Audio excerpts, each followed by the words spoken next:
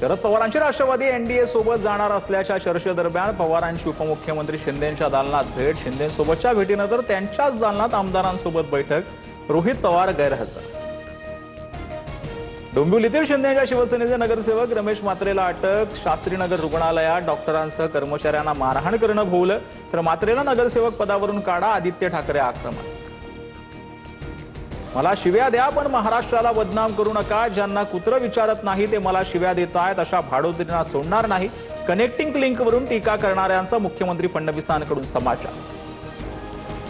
प्रश्न विचारणारे भाड्याचे टट्टू, मग निकृष्ट काम करणारे टक्केवारी पुरुष, महाराष्ट्राच्या नावाआड स्वतःचा अपयश झाकण्याचा प्रयत्न करू नका, काँग्रेस प्रदेशाध्यक्ष हर्षवर्धन सकपाळांचा एक्सवर पोस्ट करत मुख्यमंत्री फडणवीसांवर निशाणा। पिंपरी चिंचवडच्या मोशी कचरा डेपोची इमारत कोसळली, आतापर्यंत 11 जण सुखरूप बाहेर, तर 12 जण अद्यापही ढिगाऱ्याखाली, मंत्री गिरीश महाजनांची माहिती, युद्ध पातळीवर बचाव कार्य सुरू।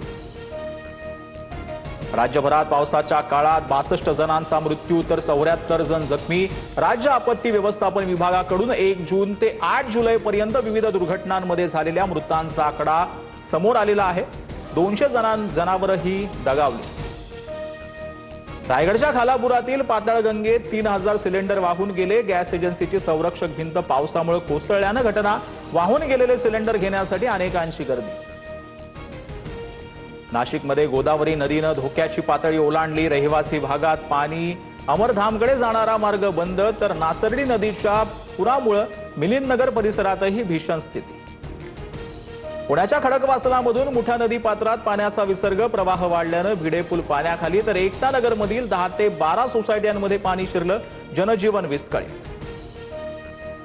साताऱ्यामध्ये विजेचा धक्का लागल्यानं एकाच कुटुंबातील 4 जणांचा मृत्यू, घरासमोरील विद्युत तारेला स्पर्श झाल्यानं दुर्घटना, फलटण तालुक्यातील खामगावमधील दुर्दैवी घटना। वसई विरारसह नालासोपारा परिसरात सलग 5व्या दिवशी ही पूरस्थिती, लोकांच्या रुळावरून चालत प्रवास सुरूच, वीज पुरवठा ठप्प असल्यानं पाणीही मिळेना, नागरिकांचे हाल। वसई विरारमध्ये सध्या पावसाची गंभीर परिस्थिती, 72 तासात 672 मिलीमीटर पाऊस झाला, मदतीसाठी जिल्हाधिकाऱ्यांना निधी दिलाय, मुख्यमंत्री फडणवीसांची माहिती। पुण्याच्या आळंदीतून संत ज्ञानेश्वर महाराजांच्या पालखीचं पंढरपूरच्या दिशेनं प्रस्थान, विठुरायाच्या गजरात ज्ञानेश्वर माऊलींच्या भक्तिरसात पालखी पंढरीच्या दिशेनं, इंद्रायणीच्या पूरस्थितीमुळे यंदा आळंदीत वारकऱ्यांना येण्यास मनाई।